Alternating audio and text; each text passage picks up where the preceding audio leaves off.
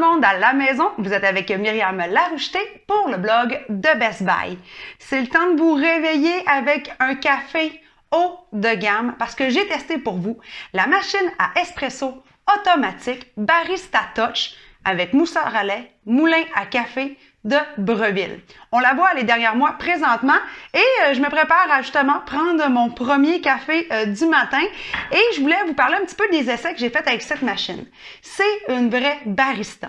Personnellement, j'ai travaillé dans un café étudiant lorsque j'étais plus jeune à l'université et j'ai appris comment manier, bien sûr, le tap à café pour pouvoir être en mesure de serrer à la perfection un espresso. Alors, cette machine reflète bien évidemment l'expérience des vrais cafés. Elle offre, bien sûr, un écran tactile qui vous permet, même si vous n'êtes pas un professionnel, de pouvoir sélectionner adéquatement le type de café que vous désirez. Grâce à cet écran, dès le début, on va vous prendre en charge, vous donner quelques notions, indications et suivre pas à pas votre évolution au niveau de votre café. Très important à savoir, vous devrez travailler. Et oui, c'est une machine qui vous offre bien sûr beaucoup de capacités, mais vous devrez mettre un peu la main à la pâte. Pourquoi? Parce qu'on va vous demander au fur et à mesure comment était votre café. Bien évidemment, on veut avoir le café le plus à la perfection possible, donc vous aurez à jouer avec l'intensité du grain moulu. Vous pourrez d'ailleurs, grâce à la machine, déterminer un grain plus fin ou aussi plus grossier si vous en avez de besoin. Par la suite, bien évidemment, on va pouvoir vous donner les recettes, donc vous allez de façon très simple et efficace appuyer sur la sorte de votre choix, faire couler votre café et par la suite, on va voir vraiment dans le meule que vous allez recevoir tout votre café moulu. Ensuite, vous suivez les étapes. Vous allez l'insérer dans le tap et faites couler votre café. Vous pouvez également faire mousser votre lait à la maison. Donc, vous pouvez passer d'un espresso serré à un double americano jusqu'à un latte très velouté avec le lait de votre choix. Pourquoi pas ne pas essayer un lait d'amande pour donner un petit goût un petit peu à votre café. Ce que j'aime particulièrement, c'est que d'ailleurs, pour le lait, vous avez un espace pour pouvoir garder votre lait au chaud si vous voulez en faire plusieurs. Sachez que vous devrez vous adapter bien évidemment parce que vous avez toutes les étapes à faire. S'il se peut que le premier café que vous couliez soit plus ou moins à votre goût. Lors de mes essais, je l'ai constaté, l'eau va couler beaucoup, donc il faut s'ajuster au niveau des filtres. Donc bien sûr, utiliser le bon filtre à cet effet pour couler votre café.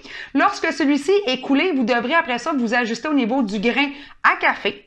Et lorsque tout est parfait, vous pourrez sauvegarder dans vos listes personnalisées votre café élixir de la fin de semaine.